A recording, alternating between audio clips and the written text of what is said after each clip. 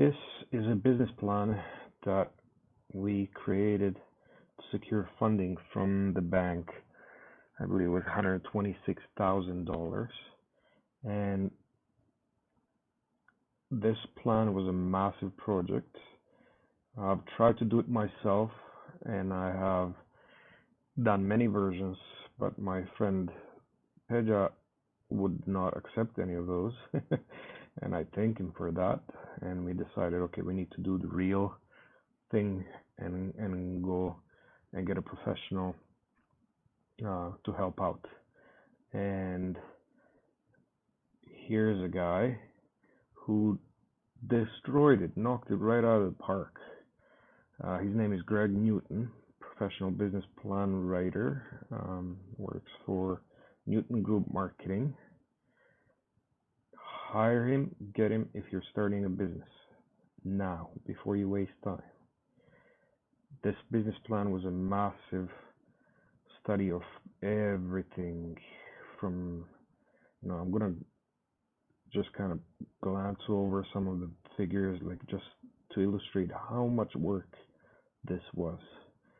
Every single aspect was considered, literally, that you could include in a business plan. By that time, we actually did have a location secured and signed the lease, so we could add that to a business plan. That gives a credibility to it because I'm sinking my money in it and I'm going for it whether they give me money or not, but I'm asking for money to help out, and that is different from just talking about it on a PowerPoint slide and then trying to convince a banker to give you money. I'm already sinking my money in it, and I have a lot of these variables taken care of. Even financial statements, everything was there. I've included my CVs and my wife's CVs, and then this was also a significant step.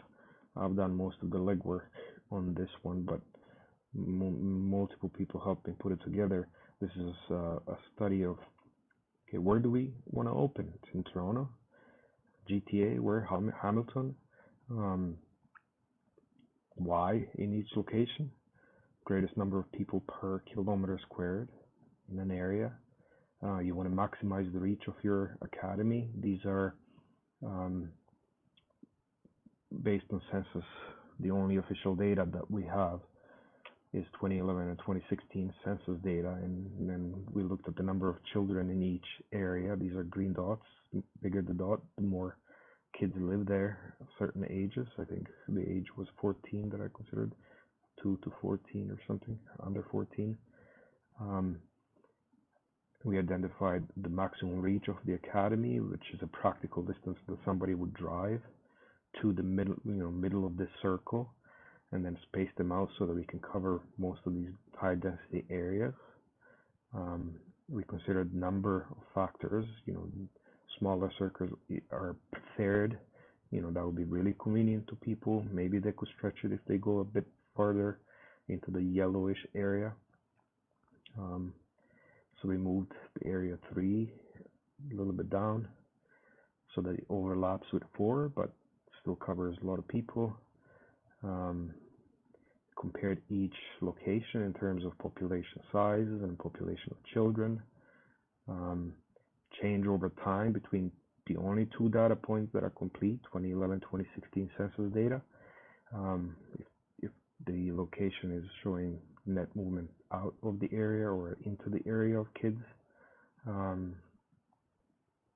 We considered neighborhood improvement areas, kind of, places to stay away from. And then we considered a financial income as well. And, Toronto median income household income is $65,000 according to 2016 census. 22 to 45,000 is in the dark green areas.